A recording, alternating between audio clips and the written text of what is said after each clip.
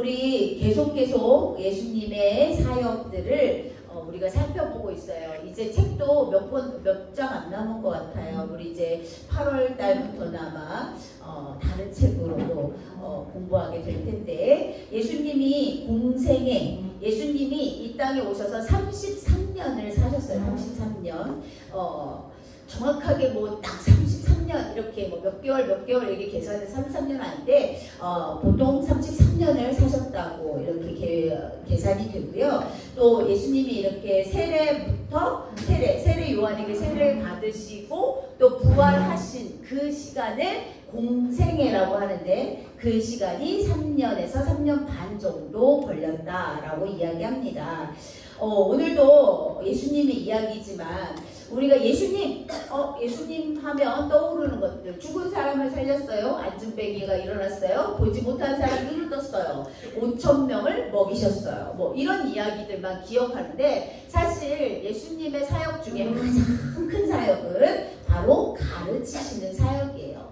가르치시는 사역을 예수님은 가장 중점적으로 생각하셨고요. 가르치시면서 무엇을 가르치셨냐? 복음, 하늘나라 하나님의 그 복음의 말씀, 천국 복음을 전파하셨어요. 그리고 세 번째가 치유 사역이에요. 예수님이 하나님의 아들이시기 때문에 분명히 반드시 신이시거든요. 그렇지만 예수님은 이 땅에 사람의 모습으로 오셨다는 것을 우리는 잘 알고 있습니다. 예수님의 3대 사역, 이것은 우리가 딱 알고 있어야 돼요. 기본적으로 예수님을 믿는 사람들이라면 첫 번째 가르치시며, 두 번째 전파하시며, 세 번째 고치시니라. 그래서 이것을 세 글자, 세 단어로 교육, 복음, 치유. 그래서 기억하세요. 교복치. 교육, 복음, 치유, 요 사건들을 우리 예수님이 이 땅에 오시고 또 공생애를 시작하시면서 아주 중요한 3대 사역이다. 이건 본가에 나오진 않지만 우리가 기본적으로 알아야 될 사역이라고 생각해서 선생님이 적어놨어요. 예수님의 3대 사역이 무엇입니까? 했을 때 교육과 복음과 치유 사역. 항상 치유를 먼저 얘기하는데 치유 사역보다 더 중요했던 사역은 바로 교육과 복음의 사역이었다는 것을 꼭 기억했으면 좋겠습니다. 우리 지난주에는 예루살렘에 입성하신 우리 예수님을 보게 되었어요. 어린 나귀 새끼를 타고 예루살렘에 입성하셨는데 사람들이 호산나 호산나 외치면서 예수님을 환영했죠. 예수님의 이제 마지막 사역을 위해서 6월절을 맞이하여 예루살렘에 입성하신 날을 첫째 날 종려 주일이라고 우리가 이야기한다고 했습니다. 그리고 나서 둘째, 셋째, 넷째, 다섯, 여섯째 날 이렇게 예수님을 성금요일, 그래서 금요일날 우리가 예수님이 십자가에 못 박혀 돌아가신 날이구나 라고 기억하고, 특별하게 성금요일에는 함께 예배를 드리고 기도를 하는 시간, 또 성만찬을 하는 그런 시간들을 갖게 됩니다. 이렇게 예루살렘에 입성하신 예수님은 첫째 날부터 여러 가지 일들을 계속 이뤄나가셨어요. 여기서는 중요한 사건들만 선생님이 기록해 놨습니다. 성경을 찾아보면요, 예수님이 무슨 사역을 그 7일 동안 얼마나 많은 사역을 하셨는지 다 나오게 됩니다. 둘째 날 월요일 날은 무화과 나무를 저주하셨어요. 열매 맺지 못하는 무화과 나무를 저주하셨던 그 사건. 그 다음에 성전에서 장사하는 사람들, 돈을 바꾸는 사람들을 혼내시고 쫓아내기는 성전 청결 사건. 그 다음에 예수님의 권위 문제. 당신이 뭐길래 이렇게 우리한테 뭐라 하는 거야? 바리새파 사람들, 바리새인들, 서기관들이 예수님의 권위 문제에 대해서 따지고 들을 때 예수님이 어떻게 비유의 말씀으로 그들을 물리치셨습니다. 넷째 날은요, 예수님의 행적이 기록되어 있지 않아요. 그렇다고 쉬셨을까라고 생각하는데 기록이 안 되어 있습니다. 다섯째 날은 6월절을 준비하셨고요. 여기에서 오늘 우리가 함께 배울 말씀, 제자들의 발을 씻기시게 되고, 성만찬, 또 보혜사 성령님을 약속하시고, 겟세마네 동산에서 눈물이 핏물이 되도록 간절하게 기도하시는 예수님의 사건을 볼 수 있겠고요. 결국엔 가룟 유다를 통해서 예수님이 팔아 넘기게 됩니다. 이렇게 6째 날, 7째 날, 8째 날까지 예수님의 마지막 사역이 너무너무 중요하길래 선생님이 이렇게 기록해 봤어요. 여러분, 오늘은 5째 날에 있었던 제자들의 발을 씻기셨던 그 사건을 보도록 하겠습니다. 그림을 보여주세요. 너무나 이 그림 말고 너무나 유명한 그림이에요. 이 그림을 레오나르도 다빈치가 최후의 만찬을 그렸어요. 예수님과 제자들의 마지막 만찬의 모습을 그렸어요. 이렇게 그림을 엄청나게 유명한 이 그림을 그린 이유는 당연히 이곳에서 이 사건을 통해서 또 예수님이 우리에게 알려주시고 싶은 일들도 있겠고 이 부분을 통해서 여러 가지 의미 있는 일들을 우리가 발견하게 된다는 것입니다. 예수님께서는 제자들과 마지막 식사를 하시고 그 하시는 중에 예수님이 겉옷을 벗으시고 또 수건을 가지고 대야에 물을 떠오셔서 그곳에서 예수님의 제자들의 발을 하나씩 한 사람씩 씻겨주기 시작하는 그 사건으로 시작이 됩니다. 사람들은 깜짝 놀랐어요. 제자들은 깜짝 놀랐어요. 왜? 발을 씻어주는 일은 누가 하는 거냐면 집에서 가장 낮은 가장 낮은 노예 종들이 하는 일이 바로 주인의 발을 씻어주는 일이에요. 우리 친구들이 들었겠지만 이 지역의 사람들은 다 샌들을 신고 다녔어요. 그렇기 때문에 발이 가장 더러웠어요. 그렇기 때문에 집에 들어오기 전에 항상 집 앞에 항아리가 있었는데 그 물을 가지고 발을 꼭 씻고 집 안으로 들어오는 것이 이곳의 풍습이었습니다. 이만큼 발이 가장 더러운데 그 발을 예수님께서 제자들에게 한 명씩 씻어주는 장면을 한번 생각해 보세요. 제자들이 얼마나 놀랐을까? 왜 갑자기 예수님이 이런 행동을 하시는 거지? 놀랐어요. 그렇게 놀라는 과정에 한 사람씩 12명의 제자 모두를 발을 씻겨주십니다. 그런 상황에 베드로의 차례가 됐어요. 베드로는 너무 놀라서 이렇게 묻습니다. 그림을 보여주세요. 주님께서 제 발을 씻기시렵니까? 주님, 이거 요한복음 13장 6절에서 10절 말씀에 쉬운 성경으로 지금 선생님이 기록해놨어요. 주님께서 제 발을 씻기시렵니까? 이게 무슨 말이야? 제 발을 깨끗이 씻어주세요. 이것이 아니라 어떻게 주님이 저의 발을 씻길 수 있단 말입니까? 이럴 수는 없습니다. 라는 이야기예요. 그런데 예수님은 이렇게 말씀하셨어요. 네가 지금은 내가 하는 행동을 이해하지 못할 것이지만 나중에는 이해하게 될 거야 라고 말씀하셨어요. 안 돼요 주님, 제 발은 절대로 씻기실 수 없습니다 라고 강력하게 거부를 했어요. 왜? 예수님이 발 씻어주는 게 싫어서?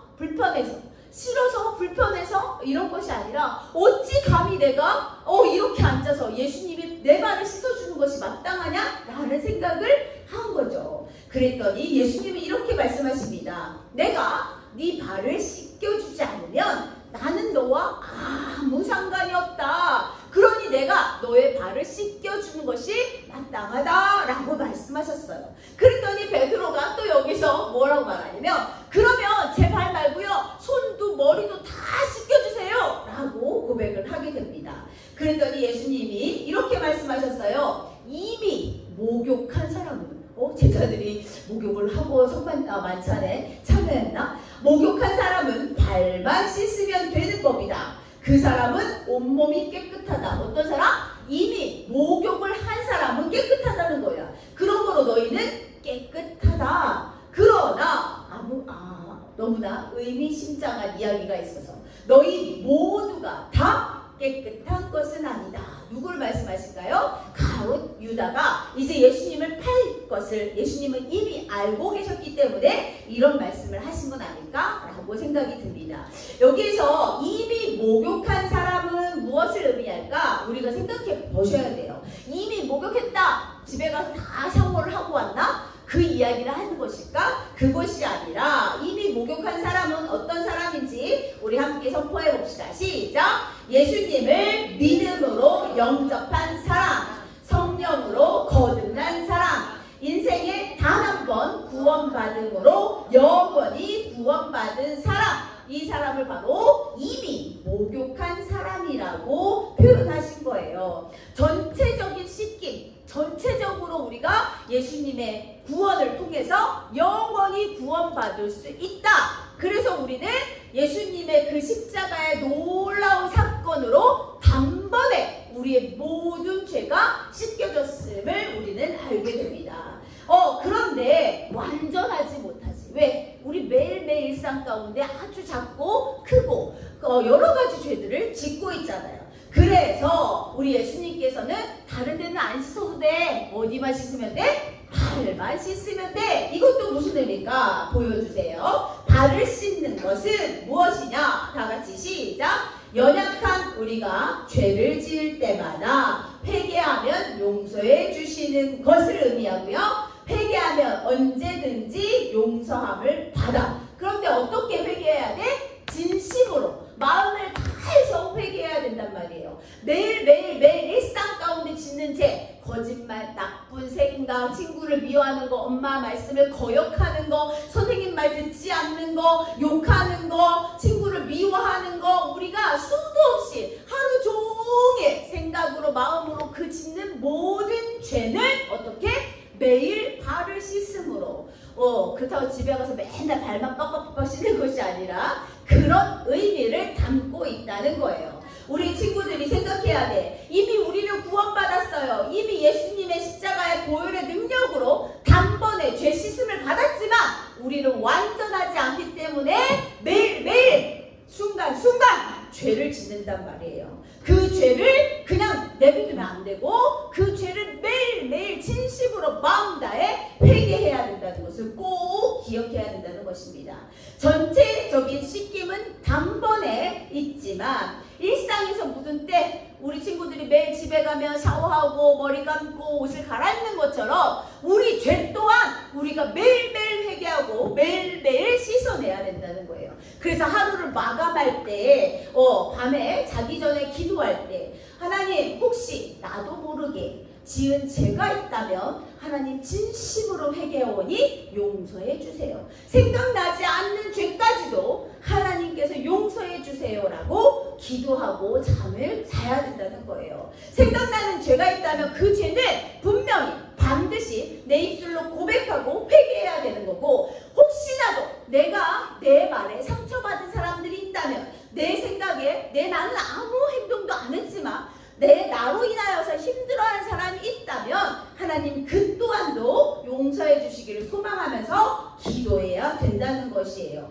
이렇게 우리가 매일매일 씻어내야 돼. 뭐를? 죄를. 선생님 저는 죄를 안 졌습니다 하는 사람은 이 세상에 단 한 사람도 없어. 선생님도 계속 죄를 짓고 있어. 선생님이 죄를 짓고 있는데 여러분은 죄를 안 질까?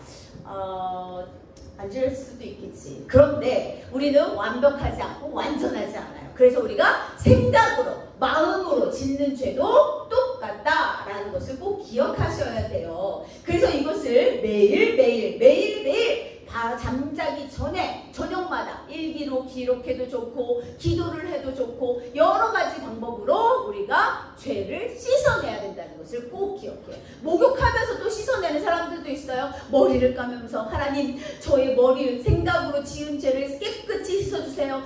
팔을 닦으면서 하나님 혹시 내가 이 팔을 통하여서 다른 친구를 괴롭히거나 때린 적이 있는지 하나님 이 죄를 용서해 주세요. 발을 씻으면서 내가 혹시라도 가지 말아야 할 곳을 갔는지, 내 손가락을 씻으면서 내가 혹시 하지 않아야 되는 것 일들을 했는지 목욕하면서도 나의 죄를 씻을 수 있다는 거죠. 그래서 그 부분을 용서를 구할 수 있다는 거예요. 그렇게 진심으로 마음 다해서 구할 때 우리 예수님께서는 우리를 용서해 주신다는 거예요. 그래서 제자들에게 너희들은 이미 목욕했으니 너희들은 뭐만 씻으면 된다? 발만 씻으면 된다라고 얘기하셨다는 거예요. 발만.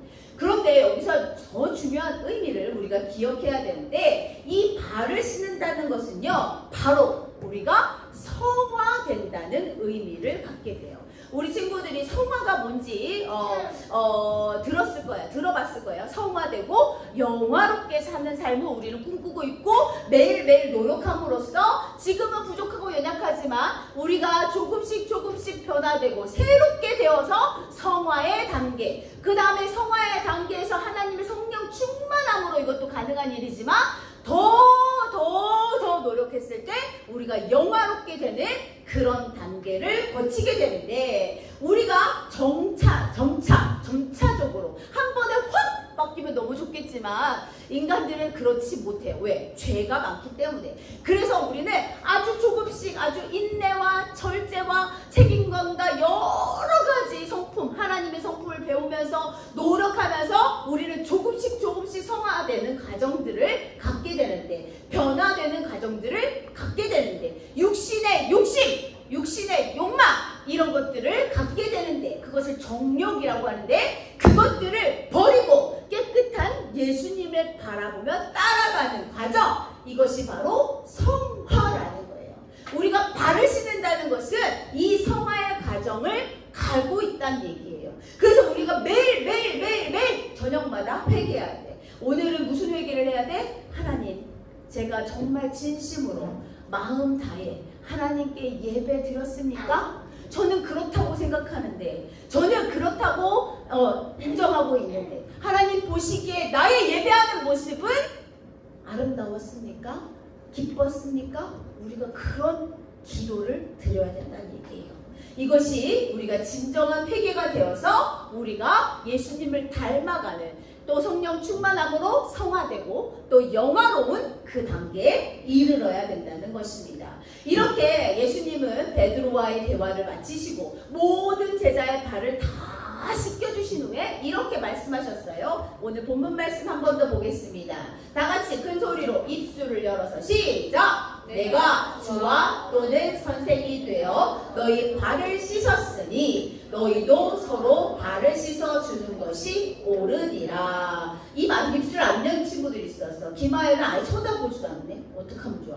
다시 한번 읽겠습니다. 시작! 내가 주와 또는 선생이 되어 너희 발을 씻었으니 너희도 서로 발을 씻어주는 것이 옳으니라. 예수님이 말씀만 하시면 되잖아. 얘들아 너희들 겸손해져야 돼. 너희들 정말 사람들에게 이렇게 친절을 베풀어야 돼. 말씀만 하셔도 되는데, 예수님이 마지막에 이제 돌아가시기 며칠 전에, 이제 십자가에 못 박히기 하루 전에 어떻게? 예수님이 직접 몸으로 보여주셨어. 이것은 무슨 의미야? 아주 중요하다는 얘기예요. 너무 중요하다는 얘기입니다. 예수님이 발을 씻겨주신 그 의미를 우리가 정리하자면 어떤 걸까요? 우리 큰 소리로 시작! 사랑과 겸손으로 서로를 섬기며 살아라. 사랑과 겸손. 예수님이 그동안 우리에게 보여주셨던 그 모든 일이 뭐야? 사랑과 겸손이야. 사랑과 겸손으로 어떻게? 서로를 섬기며 살아라. 그런데 막 친구를 미워하고 욕하고 친구에게 시기하고 질투하고 하나님을 믿는다고 하나님 하면서 막 찬양하고 하나님 하면서 막 기도하고 성경을 매일매일 보고, 그러면서도 불구하고 우리는 친구들을 괴롭히고 친구들을 아프게 하고 엄마 아빠 말씀 듣지 않고 선생님 말씀 무시하고 이렇게 산단 말이지. 우리 진짜 회개해야 돼. 진짜 정신 똑바로 차리고.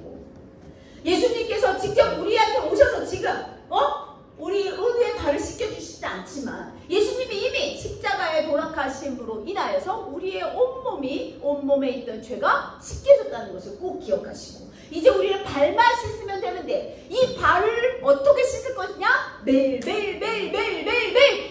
내가 일상에 묻은 때, 일상에서 내가 저지른 죄, 이 죄를 우리가 진심으로 회개해야 된다는 것이. 그리고 예수님처럼 어떻게? 사랑과 겸손으로 서로를 섬기면서 살아야 돼요. 오늘 말씀에 나타난 하나님의 사랑을 한 번 더 정리하겠습니다. 예수님의 사랑 어떤 것입니까? 말이 없는 사랑이에요. 예수님은요 잔소리 하지 않으셨어요. 그걸 본받아야 돼요. 선생님 맨날 잔소리를 해서. 말이 없는 사랑, 무슨 변명하지 않으시고, 또 자랑하지 않으시고, 야 너네 내가 누군지 알아? 나 하나님의 아들이야, 이런 말씀 한 번도 안 하시고, 주시고 말이 없는 사랑으로 몸으로 실천해 주신 그 사랑을 볼 수 있어요. 또 종의 모습을 가진 사랑이에요. 오늘 발을 씻겨주신 것처럼 제자들의 아주 가장 더러운 곳을 예수님은 직접 손으로 씻어주시고 사랑으로 씻어주신 것을 볼 수 있어요. 세 번째는요, 육체적 노동을 포함한 사랑. 말로만 얘들아 내가 이것도 해야지 저것도 해야지 너는 이렇게 살아야 돼 저렇게 살아야 돼 이렇게 살아야 돼 라고 말만 한 것이 아니라 몸으로 보여주던 얘기예요. 육체적 노동. 내가 좀 힘들지라도 우리 선생님들 보세요. 우리 선생님들이 그렇게 살고 있잖아. 우리 친구들을 가르치기 위해서 입으로만 예수님 믿어야 돼 예수님 믿어 예배 시간에 예배 잘 드려야 돼 이렇게 하는 것이 아니라 선생님들이 예배를 잘 드리는 모습들을 보여주고 또 이제 선생님들이 먼저 솔선수범해서 어떻게 해요? 교회를 청소하고 닦고 이런 모습들을 우리가 보면서 아 저렇게 교회를 사랑하는 거구나 저렇게 예배를 드리는 거구나 알 수 있다는 것입니다. 우리 예수님도 마찬가지예요. 육체적 노동을 포함한 사랑. 어려운 건 안 해 너네들이 해 힘든 건 안 해 너네들이 해 그것이 아니라 예수님이 직접 낮아지심으로 종의 모습으로 그들을 섬기는 모습으로 보여주셨다는 얘기예요. 그 다음에 마지막 이 모든 것을 할 수 있었던 이유는 하늘의 보좌를 버렸어요.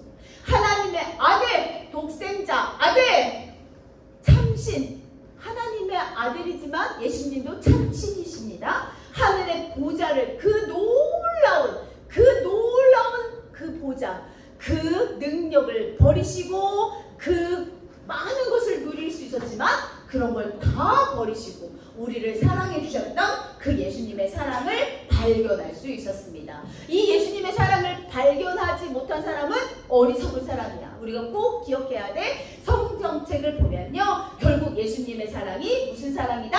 참사랑이다. 예수님의 사랑이 무슨 사랑이다? 참사랑이다. 다시 한번 예수님의 사랑이 무슨 사랑이다? 참사랑이다. 우리 친구들이 말하는 찐사랑이라는 거야. 찐사랑 찐사랑. 이 찐사랑에는 섬김이 당연히 따라와야 된다는 것을 우리 친구들이 알게 됩니다. 마지막 말씀을 하고 마치겠습니다. 마태복음 20장 28절 말씀 우리 함께 선포하겠습니다. 한 사람도 입을 다물고 있지 말고 선포해 주세요. 시작! 인자가 온 것은 섬김을 받으려 함이 아니라 도리어 섬기려 하고 자기 목숨을 많은 사람의 대속물로 주려 함이니라.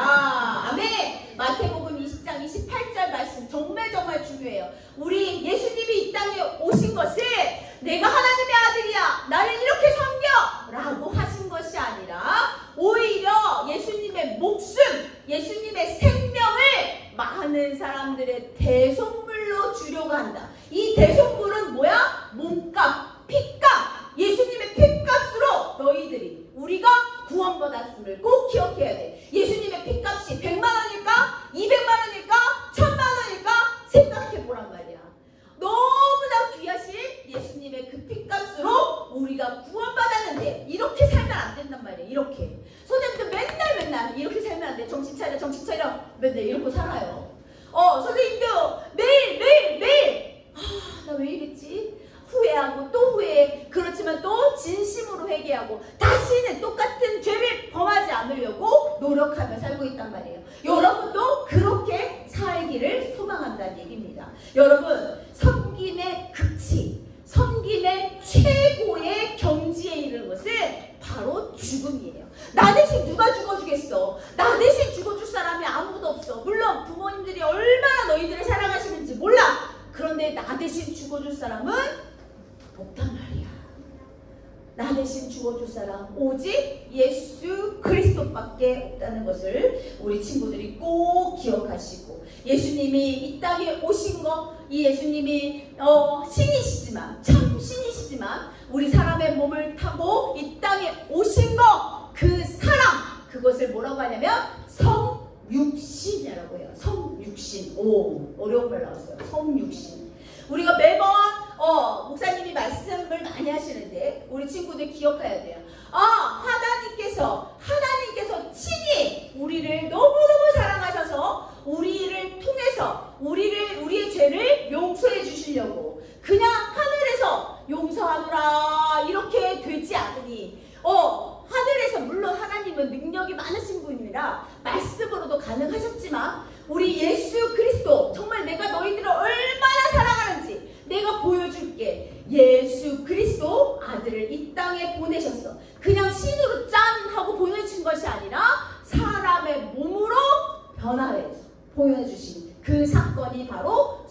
육신 사건이야. 이런 사건을 가지고 있는, 이런 진리를 가지고 있는 종교는 있다 없다?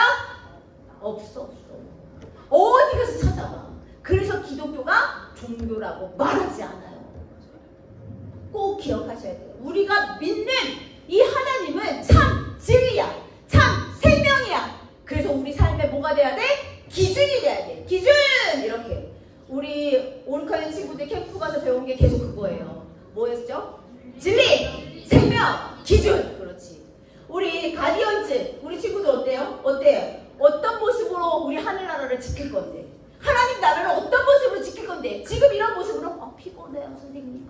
캠프 너무 은혜 받았지만 피곤한 건 어쩔 수 없어요. 이렇게 얘기하면 안 된다는 얘기야. 우리가 일상에서 하나님 나라를 지키기 위한 가디언즈가 되었다면 이제 보여줘야지.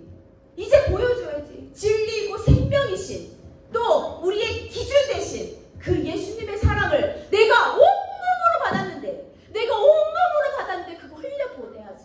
나만 받고 끝날 거야. 나만 받으면 되지. 또 누구한테 줘 이 사랑을 줄 수 없어. 이런 이기적인 마음이 아니라 예수님이 우리에게 보여주셨던 그 마음, 그 섬김의 참사랑을 우리 이웃에게, 친구에게, 또 가족에게, 또 교회에, 우리 나라에 보여주는 저와 여러분이 되기를 간절히 소망합니다. 우리 믿음이 일상에서 어떻게? 선한 행실로 드러나야 돼요. 그래서 우리 맨날 1년 내내 외치고 있어요. 삶으로 믿음을 보여줘요. 삶으로 믿음을 보여줘요. 단 한 가지라도 제발 2023년도에 내 삶으로 믿음을 보여주는 그런 한 해가 되는 그런 목표로 살아야 되는데, 그러면 어떻게 해야 돼? 우리가 생각해야 돼. 생각. 아우 귀찮아요 선생님. 절대 그러면 안 돼. 생각해야 돼. 예수님이라면 어떻게 하셨을까? 예수님이라면 이런 상황에서 어떻게 하셨을까? 불평, 불만, 짜증, 화내고 미워하고 시기, 질투하셨을까? 아니 절대 그렇지 않아요. 우리 예수님이라면 어떻게 하셨을까? 꼭 생각하여서 우리가 시간을 내어서, 물질을 내어서, 재능을 들여서 우리 이웃에게 참 사랑을 삶을 통해서 보여주는 저와 여러분이 되었으면 좋겠어요. 다짐하겠습니다. 내가 받은 참사랑을 가족과 친구와 이웃과 교회와 나라에 어떻게? 선한 행실로 보여주는 누가 될 거예요? 정유경이 되겠습니다. 선포하고 외치는 귀한 시간이 되었으면 좋겠어요. 가족, 친구, 이웃, 교회, 나라, 우리 주변의 모든 사람들, 그 중에서 가장 중요한 가정, 우리 엄마, 아빠, 동생, 언니, 오빠, 형, 많은 사람들이 있을 거예요. 우리 함께 선포하겠습니다. 오른손을 쫙 펴고 땡땡땡은 땡땡땡 하면 안 되고 자기 이름을 꼭 넣으셔서 큰 소리로 외쳐주세요. 시작! 내가 받은 참사랑을 가족, 친구, 이웃, 교회, 나라에 선한 행실로 보여주는 정유경이 되겠습니다. 이름이 안 들렸어요. 이름은 큰 소리로 외쳐주세요. 다시 한번 합니다. 시작! 내가 받은 참사랑을 가족, 친구, 이웃, 교회, 나라에 선한 행실로 보여주는 오케이, 기도하겠습니다. 참 좋으신 하나님 고맙고 감사합니다. 1박 2일 캠프로 통해서 우리 친구들이 몸이 조금은 피곤할 수 있지만 우리들 정신을 똑바로 차리고 정말 하나님의 기뻐하시는 자가 누군지, 또 하나님 나라를 지키는 가디언즈, 또 하나님 말씀으로 진리이시고 생명이신, 또 우리 삶의 기준이 되신 그 성경 말씀을 통해서 우리 자녀들이 조금씩 성장하기를 간절히 소망합니다. 우리 친구들이 마음과 생각을 절제하여 예배에 집중할 수 있도록 주님 인도하여 주시옵소서. 감사드립니다. 예수님 이름으로 기도드렸습니다.